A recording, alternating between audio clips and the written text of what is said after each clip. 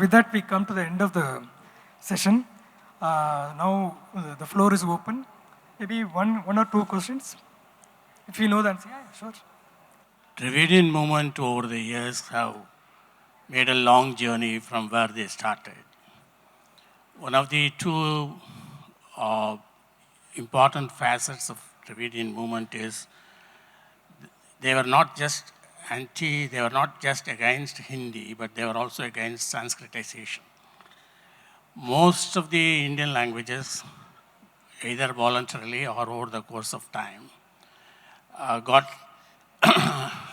has accepted Sanskrit and got many of the languages are Sanskritized now. And when you are talking about the Dravidian literature, one of the major engines of Dravidian movement was the language pride, the pride over the Tamil language, and it is very well twined with that. So in your translations, have you ever come across the difficulty to explain this phenomenon to the rest of the country? That's number one.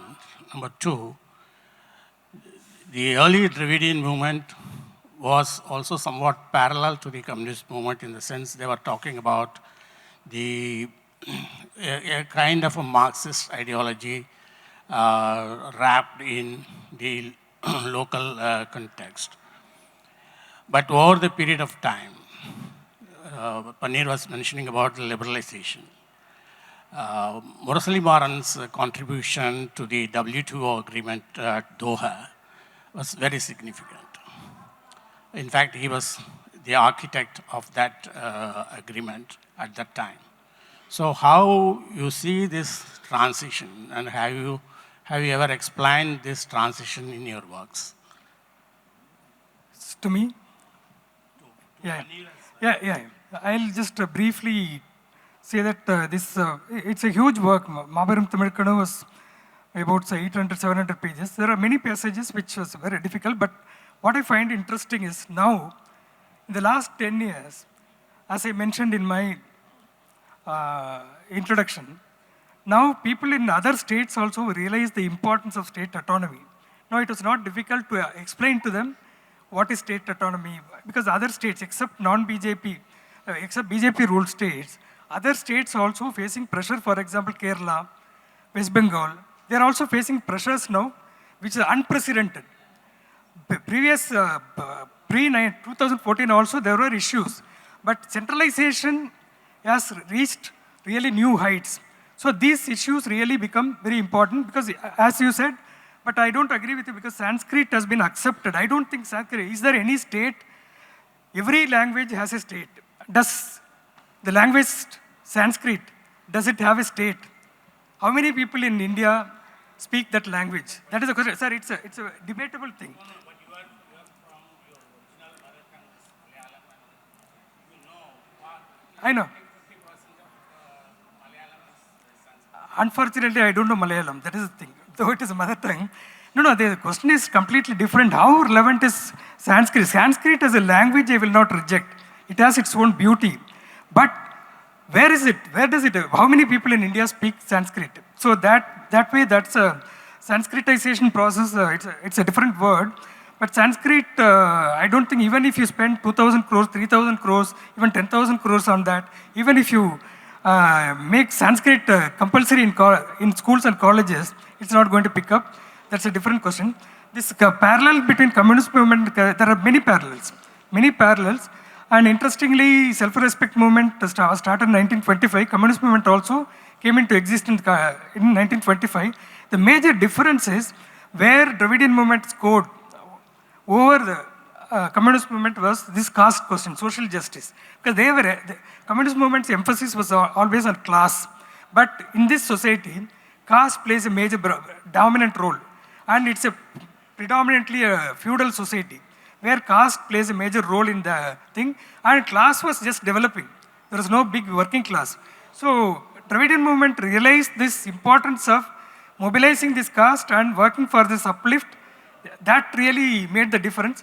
For example, 1952, Communist Party also won a lot of seats. Actually, they were some 30, 40 seats won.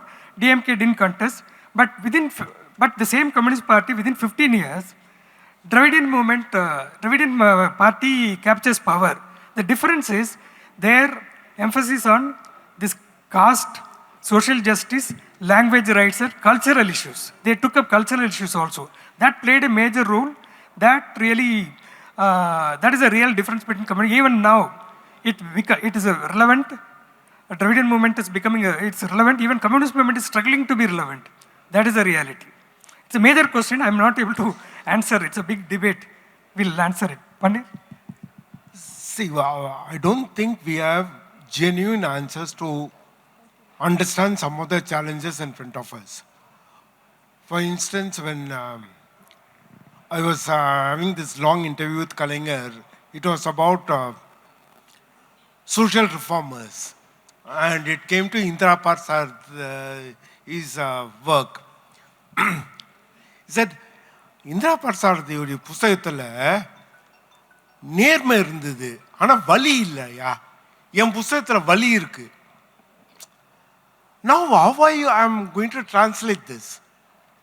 This happened in a private conversation where he says that Indira Parsad புத்தகத்தில் நேர்மை இருக்கு வலி இல்லை என் புத்தகத்தில் வலி இது அடிப்படையாக இருக்கு. How to translate that in an understandable manner to others? What you can understand when you are in a one-to-one conversation. And that's the biggest issue where what we are facing as an English journalist. As an English journalist, whenever we are writing on Tamil Nadu, we had never done proper coverage of the state. See, we have never said that Jayalalitha did not enter politics straight from cinema. Her last film was in 1977 and she entered politics in 1982. Therefore, you can't say that it was from cinema to politics. When M.G. Ramachandran emerges as a party leader, he was number 3 in the DMK. Therefore, it is actually, there's a political process to it. But with the emergence of the new people in cinema coming into politics, we think that cinema and politics are coterminous, and that has become a common knowledge. But I think now the time has come for us to unpack all these things, and the translation is going to be a very, very important tool to unpack. And while unpacking also, we are going to come up with certain difficulties where we may not be able to answer it, like Soru versus Sadam. I could never come up with a convincing answer to make that distinction between Soru and Sadam without getting to a social register marking. Thank you. That's a nice way to conclude. Thanks. That is the end of the session. Thank you. Thank you, Paneer. Thank you, Ramakrishnan.